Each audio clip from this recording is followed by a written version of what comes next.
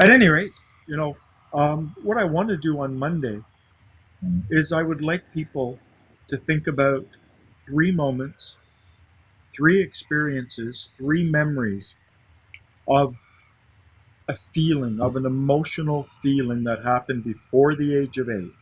Mhm. Mr. Gurdjieff and contemporary neuroscientists are saying that we have not had a new feeling since the age of 8. Every Mm. feeling that we currently feel is really a refeeling of something we felt back then. Mr. Gurdjieff calls them postures of feelings. Neuroscientists, they've discovered this through the work with sociopaths and psychopaths because they lack empathy, and empathy is not something you can train even a young adult to be empathetic. What they've learned is that, if someone is 16, 17 years old and is sentenced to juvenile detention, they have to set up a program of slapping and stroking, punishment and reward, in order to train those kids in how to behave properly. They're unable to teach them how to be empathetic because that's an emotion, and there's a cutoff point that they found, which is interesting because the same cutoff point is the cutoff point that Mr. Gurdjieff said about feeling a new feeling. So this is actually an exercise in know thyself. It's the whole mystical process begins. The first step is with self knowledge, trying to figure out who and what we are. But we didn't come with an owner's manual. We didn't come with a schematic diagram. This is where mystical teachings help because they do provide that schematic diagram. They do provide that kind of help. So, you know, I have two purposes for this. I want people to become aware of their emotions. I want them to start thinking about their emotions and about their emotional life.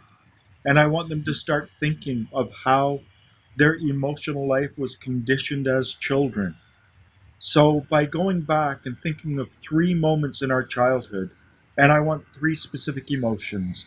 I want anger, fear, and despair or despondency. Mhm. Anger is the opposite of love. Fear is the opposite of peace, and despair, despondency is the opposite of joy. And I believe that these are the three primary emotions. Using the Gurdjieffian system again, the active emotional element would be love, and that would be more cerebral. The passive emotional element would be peace, and that would be more physical. And the reconciling emotional element would be joy, and that would be more emotional. Mhm. So this is a recognition that we have a head brain, a body brain, and a feeling brain, and that our feelings can be divided into three categories, even though it gets very complex because you can have a loving, peaceful feeling, or you can have a joyful, loving feeling, and they can kind of blend together. They can Mm. also blend together in terms of the negative elements, in terms of the duality, the binary aspect of certain emotions. So this is something else I would like people to reflect on. I would not only like them to figure out or think of three moments in their childhood, one where they felt anger, and this could also be frustration, impatience, annoyance. Another time when they felt fear, and this could also be terror, anxiety. Another time when they felt despondency, and this could be hopelessness, dejection. So to figure out three moments, one with each of these emotions, and then to think back on our childhood and try to rank these emotions. Here we can actually tap into Hinduism. In the Hindu system, they have something called the Gunas, or the three Gunas, and they believe that everything is composed of the three Gunas. But it depends. One is dominant, the next one, and then one is least dominant. So we can do this in terms of our emotions. For instance, myself, I was more of an angry child, and then my secondary emotion was fearful, and my third one was despondency. And before I started recording this, we talked a little bit about the Enneagram, and I can actually put all of these on the hexagram of the Enneagram. So if your primary emotional triad was, such as myself, anger, fear, and despondency, that fits one place.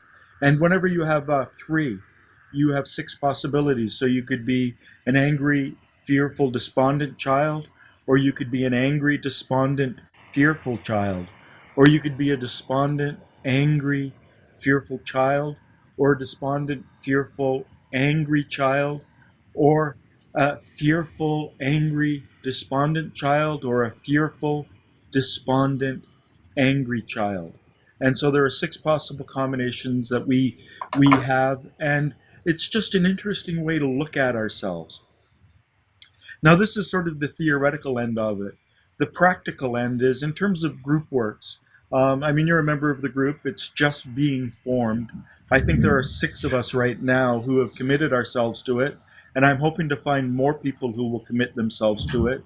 But just talking about our childhood experiences, just opening up and, pondering, thinking about the emotional content of our childhood and sharing it in a group will facilitate group bonding.